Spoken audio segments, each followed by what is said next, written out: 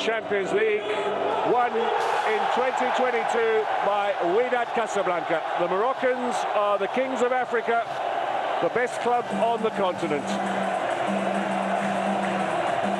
And let the celebrations begin here in Morocco.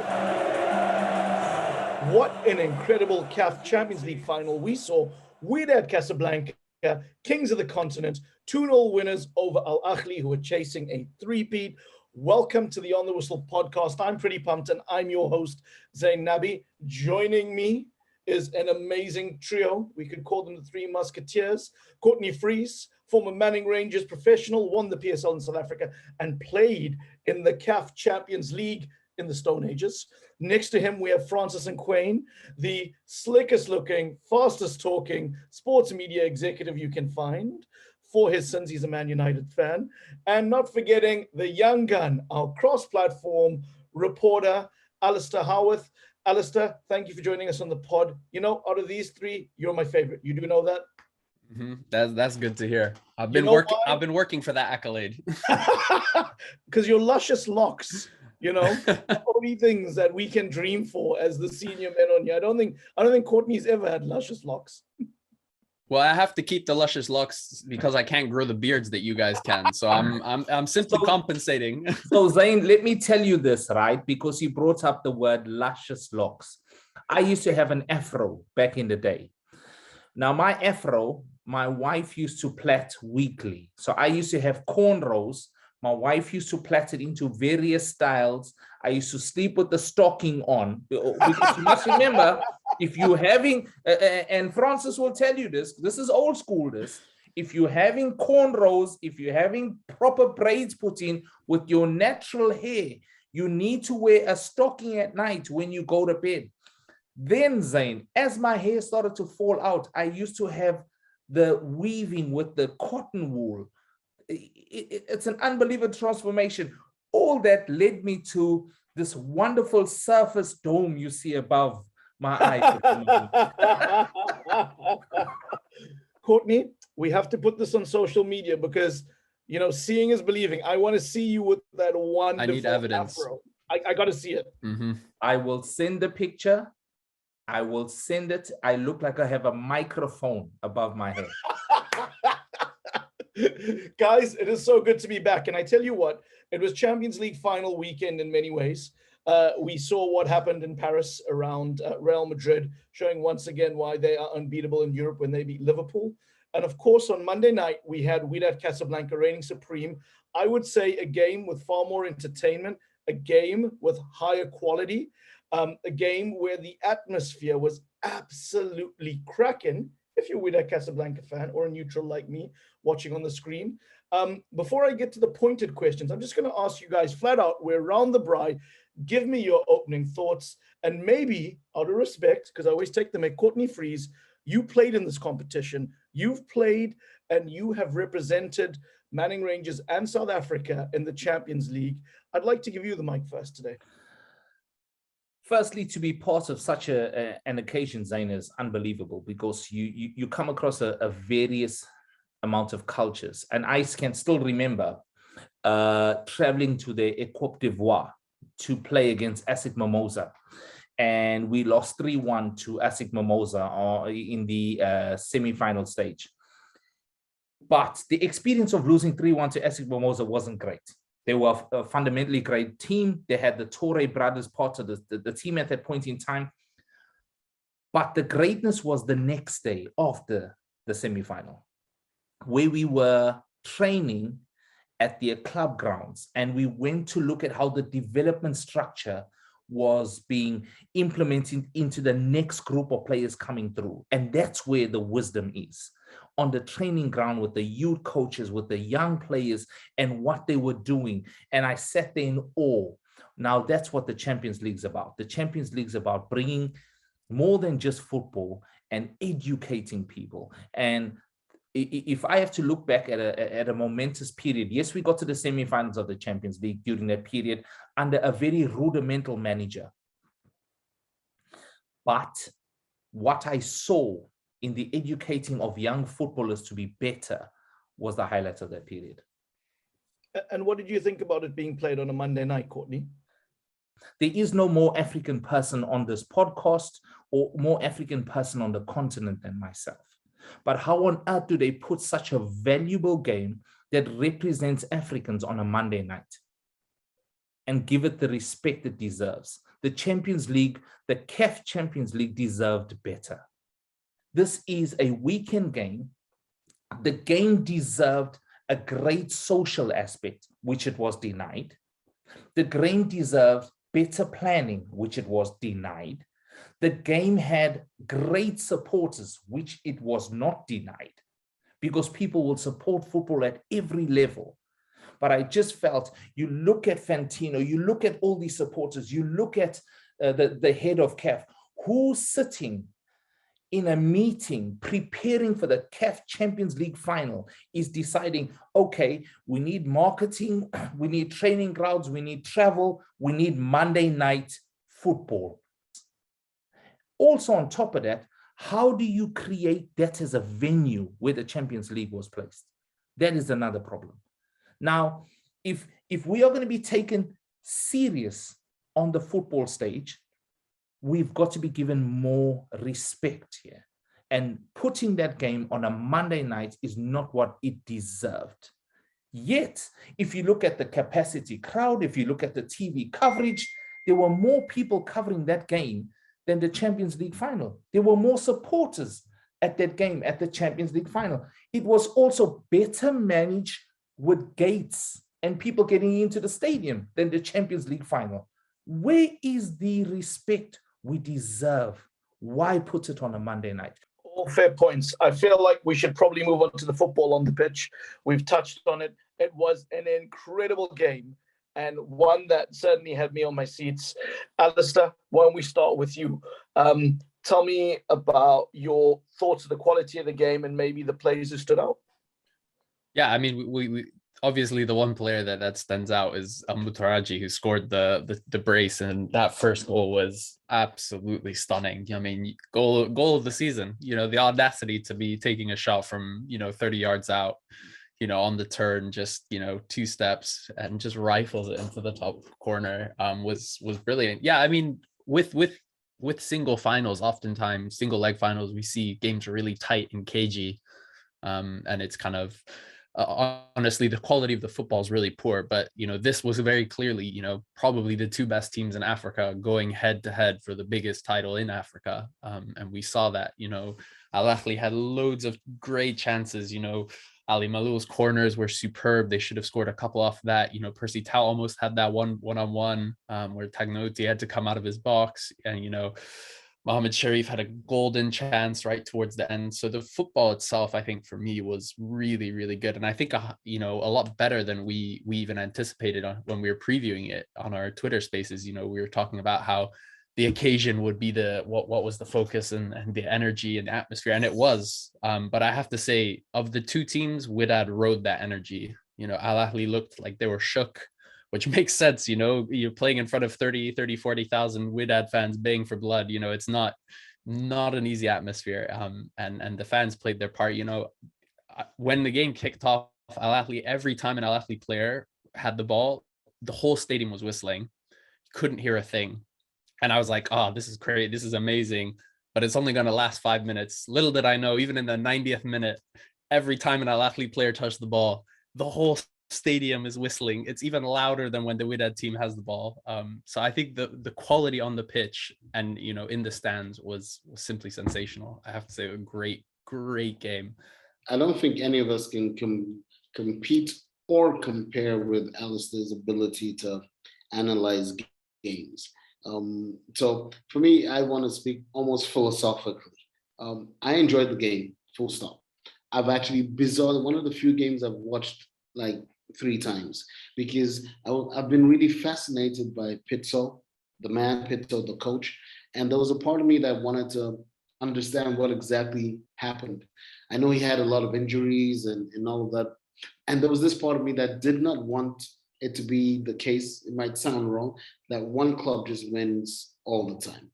3 years in a row for Al Ahly, I think would have smelt wrong. It would have felt like there really isn't a competition in something that's supposed to be competitive. So part of me liked the result. My fascination was with the quality of the game.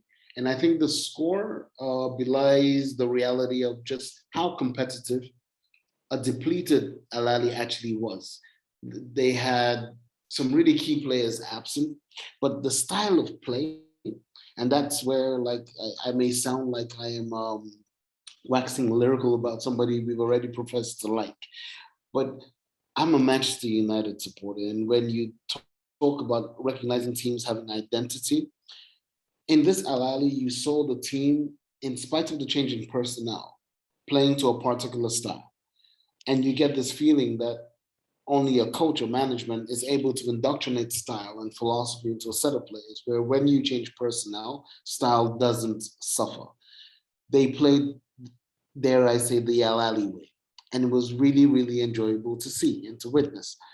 And it led me to think that a person like Peter must be given the opportunity somewhere else at some point in time, because this is proof, if ever proof were needed, that he has a philosophy that he can pass on to players. And so I watched the game slightly with different eyes. Very entertaining, very, very open football. I think the fact that Wydad scored, dare I say, early, I think it was at the 17th minute or something like that.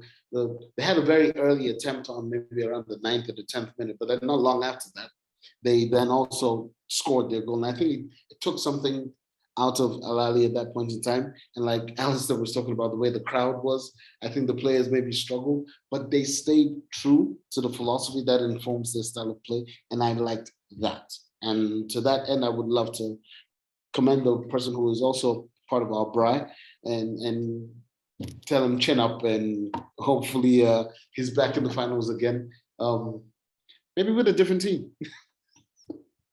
Al-Muttaraji is somebody who absolutely performed brilliantly. I think Mbenza, maybe not the best game for him, but certainly impressive with his touches. Tao had the opportunity to maybe make it 2-1 near the end. Ahly, two wonderful chances, and I was like, come on, are they going to do a Real Madrid? Just find a way to eke this out and do something brilliantly. Well, forget Real Madrid. I'm not going to compare them to now. Do an Ahly, because this is what they do. They just win, right? So I guess when we look at these teams and when we look at players who could move and get moves to Europe or other parts of the world, like North America with the MLS, or some of the other leagues that are lucrative, the Middle East, I think about. When you look at that team, Alasdair, who are some of the guys who you think could move? Do you think Mbenza, for example, could return to his club in Europe? Yeah, I think, Mbenza's had an excellent season, beyond this game. I think he was good this game. He showed what he can do. I saw someone tweeting that he's a Buffalo. He's strong, he's powerful, but he showed his quality, and he almost got an excellent goal early on when he hit the crossbar. So I think he was superb. But I think, looking at the Ahly squad, there's a number of players who you look and you think that they're going to get big moves. I think for me, the biggest one is probably Aliou Dieng in the heart of that midfield, man. That guy counts for 2 or 3 at least when he's playing. His energy, his capacity to win the ball and then progress it. And I think one part of his game that, we saw last night, but which is underrated, is his quality. That double chance that Ahly had right at the end, where they had the goal line save and then Sheriff, hit over, was him picking up, an almost, Trent Alexander-Arnold cross from deep, whipping it in. And, I've seen reports that he's linked with some clubs like Galatasaray, and things like that. And he's been linked with moves to Europe for a while. But I think he's the big one, such a complete midfielder. And, if he leaves the continent, that's our loss, it's Ahly's loss, but he is an excellent player, and he will do well wherever he goes. We know that Ahly in Egypt, they paused the league so that they could prep for this competition. They could be in contention to win it. So they had laser focus on it. There are a few games in hand, and they're not sitting at the top of the table in Egypt. Do you think now the ultimatum for Pizza would be win the league, or maybe somebody like Bibo, who Mohamed Al Khatib could be thinking about his options of a new coach? Of course, let me, for the record, state I don't think that needs to happen. I think Pizzo's done enough, 2 Champions Leagues and incredible success to stay. But at a club like Al Ahly, where, you know, they expect to win, they're the gold standard, do you think Al Khatib could be thinking about maybe having a change at the helm? I mean, it's crazy for us who are, you know, not watching Al Ahly week in out, you know, in the Egyptian Premier League, to be hearing that this guy's come and won you back-to-back Champions Leagues, you know, and won, you know, the Egyptian League once, the Egyptian Cup, got to the Club World Cup, performed brilliantly against Bayern, and then really unlucky, you know, because of scheduling issues, essentially, to get knocked out by Palmeiras this season, that he might be sacked. But I think that's the reality, you know. Al Ahly, I think that he has a lot of critics, Pizzo, you know, in Egypt. You know, first and foremost, I think we shouldn't beat around the bush. I think in part because he's, you know, a guy coming from South Africa, he's a black coach, and, you know, there's been a lot of, you know, pushback against that in Egypt, not to Pizzo himself, but, you know, we've talked about why he's significant, and he's significant for a reason, you know, because he's breaking those barriers, he's breaking those ceilings, and so inevitably he's going to have more critics than not, and he's proven those critics wrong time and time again. So I think that's, you know, first of all, he's under a lot of pressure as the foreign coach, the one who's coming from the outside, the one who's coming from South Africa. But I think there's also big criticism in Egypt of the style of football. You know, I like to think of Pizzo, he's kind of like Jose Mourinho in my mind. You know, he doesn't play beautiful football. You know, he's not the most exciting coach in terms of the quality of football. And we even saw that in Sundowns, but he's a winner. You know, we saw after he left Sundowns, the goals started coming. You know, they're a far more attacking team, and yet they haven't won the Champions League, which he won with them. And so I think when that style of football doesn't work, when you don't win, you know, and not winning is pretty harsh to say when you got to a Champions League final, the pressure is on. And I do think that if Pizzo doesn't, you know, if they win all their games at hand, I think they'll go top. But, you know, I think that's 4 or 5 games. And so if he doesn't turn it around in the Premier League, because remember, they came second as well last season to Zamalek. If they do that again, I honestly wouldn't be surprised to see him. You know, he's already, I think, the 3rd longest serving manager in Al Ahly's history, you know, which is, you know, crazy. But, you know, that's just what that club is like. You know, they are savage. You know, the pressure is immense, and especially for people coming from abroad, and coming from sub-Saharan Africa, that you know, the standards have to be perfect and nothing else will be good enough. And so I do think that if he doesn't turn it around, if he doesn't win the league, I think he will be sacked. I think that'll be it, which would be shocking. But, you know, that's how football is in Al Ahly, I think. Absolutely. I mean, certainly is a very high stakes business. We were talking about Pizzo. I think it's only right we give Walid Regragui his plaudits. An amazing success, a young coach doing brilliant things at Wydad. Alasdair, you know, what kind of a future do you expect from him? I think not getting too carried away, but, you know, a young coach who offers the game an incredible amount.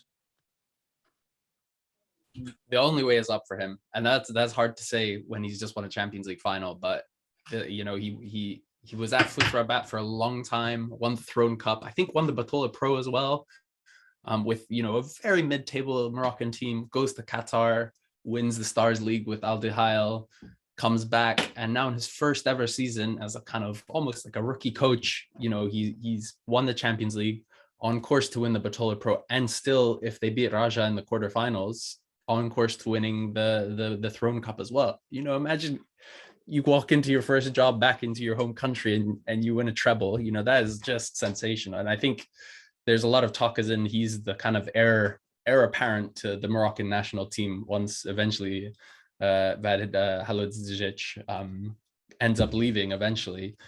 He's the one, and, you know, fair play to him because he's excellent. You know, he did his coaching badges with Pizzo. They know each other well.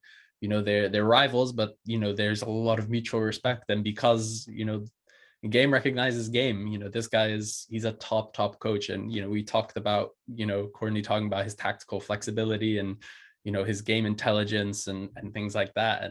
But even the small details, you know, in his press conference before the match, he mentioned that he took the guys for a week out of Casablanca, you know, and gave them a training camp away from the city because he knew the pressure would be mad. He knew everything would be on top of these players. And he said he tried to take away their phones. He said he didn't succeed, But he said he tried to take away their phones because he wanted them to be disconnected. And I think that those are the touches that makes a good coach a great manager. You know, someone who can turn the philosophies, you know, and bring them onto the pitch and get the players to believe in him. So I mean, again, Wydad's like at Al Ahly, you know, this is a club that chops and changes every year. So, you know, the instant the standards drop, he's out. But at the moment, it's only going up. Perfect, guys. I think the pod is fast coming to an end. But before we do that, we focused on the CAF Champions League. Of course, the UEFA Champions League final took place. Francis, I mean, it'd be great to get your perspective. We got someone like Sadio Mane, who potentially is leaving to go to Bayern Munich. Of course, Courtney, you're the Liverpool man, so come in here. My word, what must it be to feel like Mohamed Salah lost in an AFCON final, lost in a Champions League final. Your team lost in their qualification quest to get to the World Cup and second in the Premier League. What a painful season it's been for him, a season of so close yet so far. And then when you look at Karim Benzema, who is French, but of Algerian descent and ancestry, an incredible season as he looks on course to win the Ballon d'Or, and we will celebrate him because of his roots to North Africa. So certainly Africans all strewn across that final, playing crucial roles. Yes, I think it's most befitting that the players we're talking about right now are great ambassadors for our continent and for our game. I think it's indisputable, I should say, that we have the talent. We've always had the talent. But what is almost extra beautiful is the fact that maybe the two contenders this year for the Ballon d'Or, maybe there are many contenders, but the two top ones at present could be sons of Africa or are sons of Africa. To think that, again, we're still saying since George Weah, we haven't had an African son win this is quite sad, but that hopefully will change sometime soon. I think if Mane had maybe won, he would have given himself a better chance. I think it's also said that it's an either or, because I think what Benzema has been able to do through the years at Real Madrid, he's one of those underrated players, no more so than Mane, who I still find strange that a lot of Liverpool fans think is more disposable than others, because what he brings to football is more than goals. He's an absolutely phenomenal football player who has also adapted to different roles. And that's what I love about him. It's like he always has his hand up, like marking presence. Big occasion, small occasion, he's always present. He doesn't disappear. And even during the Champions League finals, we saw him that little 1-2 turnaround whack ball he did. And I was on a couple of forums with like WhatsApp forums, which we all are on. And I remember seeing some supporters, entre parenthèses, saying, oh, he went missing from the game. And I was thinking, are you serious? It's like, Couture had a phenomenal game. But to say Mane is surplus to requirements in Liverpool, I think would be unfair. And so for me, if he leaves the English shores, it would be a great loss, but he would be leaving having proven himself, if he ever had to, that he is really one of the greats. And the fact that the sort of teams that are being mentioned as being interested in him are not Mickey Mouse clubs. So he's not going because he is not good enough for Liverpool. Technically, the teams looking at him are better, if one may say so. You're on thin ice with Courtney, I think, saying that Liverpool's a small club compared to some of these others. Well, you know, in the last how many years, you know, does it take Liverpool to win a league? Bayern Munich are contenders all the time, every time. They're in Europe. They're a team that can win. We've baited you enough, Courtney. It's time to come out the gates fighting.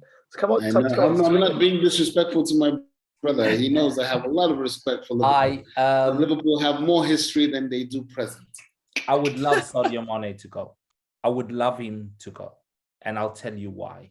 Sadio Mane, let's forget football. Sadio Mane is a phenomenal human being. There's your first point. Sadio Mane is a person who has humanitarian written on his sleeves and his heart. Number one. Sadio Mane has done enough for my club and represented my club with dignity that I would be happy if he's decided that he has fulfilled his potential at the club and wants a different experience. I have no problem with him leaving. He's an unbelievable player. Wherever he goes, he'll be a giant, Sadio Mane. Not just because of the footballer, because of the individual he is and what he transmits through the club. You can see Sadio Mane not just being a footballer, but I'm sure you've seen the videos getting off the bus, helping the kit man move kids into the clubhouse. You've seen this happen. This is the individual that we as Liverpool people have had for 6 years at our club and are grateful to have. I have no problem with Sadio Mane leaving. If he decided that he wants to walk away from our project, very happy for him. He's done his job. He's done it better than most people with a lot more respect. And I have respect for him deciding to go. Wherever he goes, I'll still support him. I have no issue with that. And this is the point to say, Francis, thank you. Courtney, thank you. Alasdair, thank you. It's been a wonderful addition of the pod to sit here and be with you. Now, guys, this is our bride. We love you around it. Please hit us up on our social media accounts, OTW_podcast on Twitter and Instagram. Find us on YouTube and Facebook on The Whistle Podcast. And if you'd like to find any of us on social media, you can find us. I'm just going to shout out Courtney. If you want to go Spirit_Cup on Twitter, that's Spirit_Cup. Please give it a follow, and I'm sure he'd love to build that profile.